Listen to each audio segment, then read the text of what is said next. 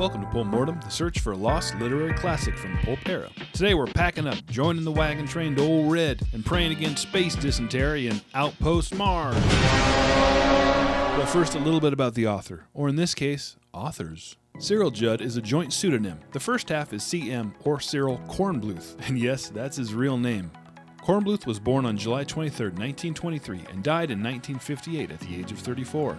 Kornbluth was an odd man, full of eccentricities, including never brushing his teeth, giving him a literal green smile. One source I found said that he learned to read at 3 and was writing full-length novels at the age of 7, which would be wild if true. The internet has been known to misspeak from time to time, but stranger things have happened. What is confirmed is that he published hundreds of novels and short stories during his tragically short life. A member of the Greater New York Science Fiction Club, he and a handful of others split off due to political and ideological differences in 1938 and formed the Futurians.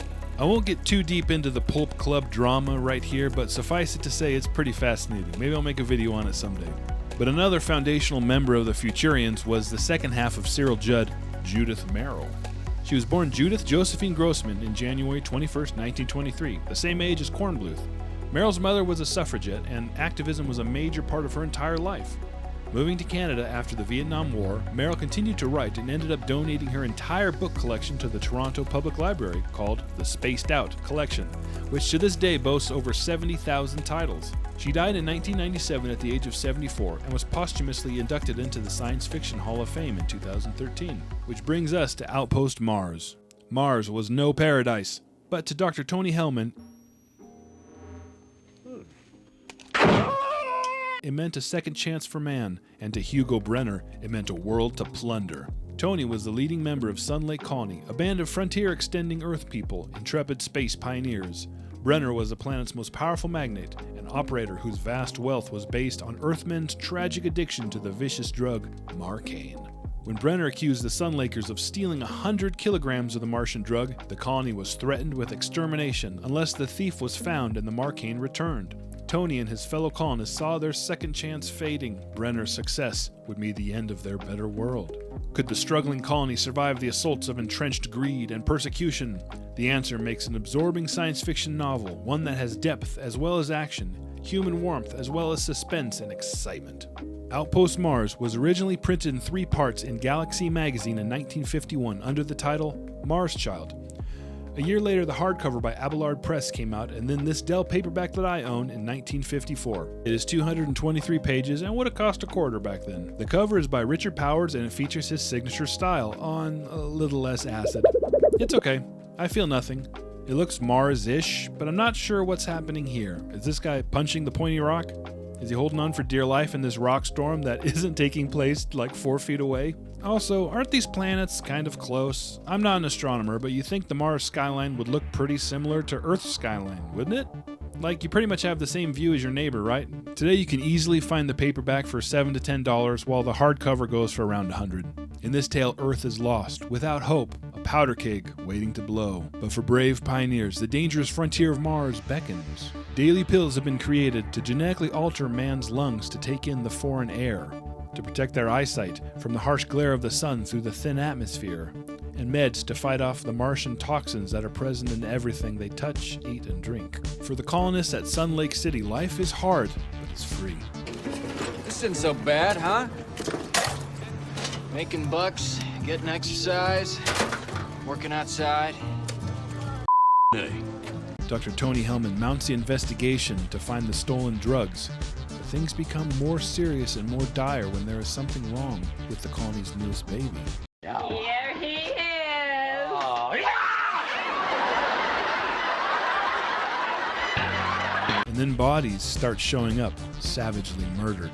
The Sun Lake colonists race against time to uncover the mystery, no matter how deep it goes. The Futurians, including members Isaac Asimov, Larry Shaw, James Blish, Frederick Pohl, and others, set out to not only politically influence science fiction as a whole, but also to, quote, grow it up. While I'm personally not the biggest fan of their Marxist and, in some cases, outright communist sympathies, I am 100% a fan of their attempts to improve the quality of the genre. Outpost Mars is original and it's well written, and I am always a fan of somebody treating art like art. It was written with care and with skill. Pacing. The book is deliberate and the information is expertly doled out, much like a mystery novel. Many of Kornbluth's writings were in fact of the mystery, crime, detective genre, and that's very evident here.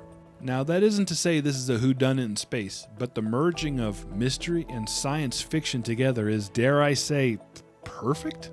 I think that's impressive.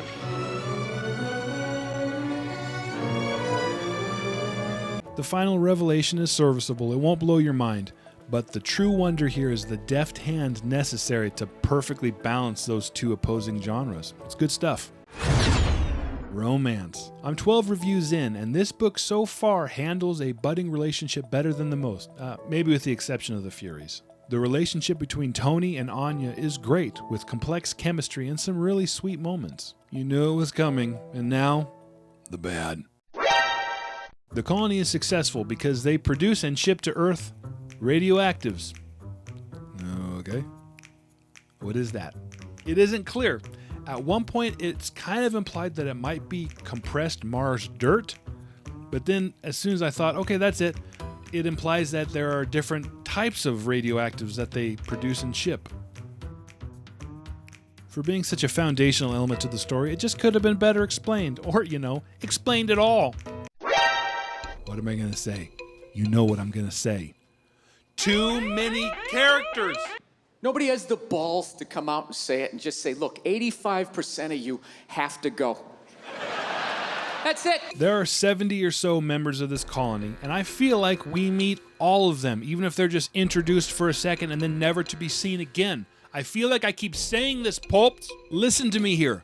My brain is fine. My reading comprehension is fine. I can handle a complex book with a robust cast of characters. You can have as many characters as you want in a story, as long as we're given time to get to know them and they're sufficiently described. With intense focus, I finally had everyone figured out and sorted, and then a new shipment of colonists arrives!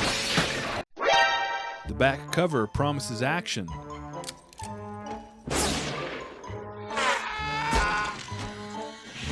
In the writing community, this is what is known as a lie. Liar! Well, technically there is some action, and by that I mean physical action, like a guy trips, somebody moves some boxes, somebody is shot, you pour some Mars coffee, a rocket lands in the distance, a glass blower blows some glass, more Mars coffee is poured. That's it. I actually don't mind the slower pace just because the mystery is so engaging and the story is so tight. But if you think you're getting a swashbuckling space action, then you can just go punch rocks. So the air sucks and everything is red. But is there fun on Mars? You want to send a letter to Earth? A stamp is going to cost you $50. That's cute. That's cute, 1951. I actually have no idea what a stamp costs today because it's not 1951. Jim and Polly Candro have a baby. After years of trying, years of miscarriages and difficulties, they finally have a baby.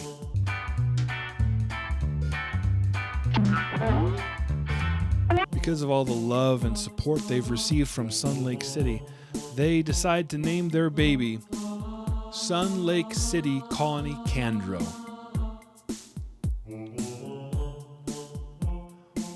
What a wild coincidence. That's what I named all my kids. So what's the verdict? Personal collection. I really enjoyed the story. It's well written and a fun change of pace from what I've been reading lately. Online price for the paperback is well worth it. My copy is not in the best of condition and has some water damage, so I'll be on the lookout for the hardcover, and I would happily drop up to $25 for it. And that's my review of Outpost Mars. Have you guys read this? If so, let me know what you think in the comments down below. Thanks for watching. I'll see you next time for Earthman Come Home!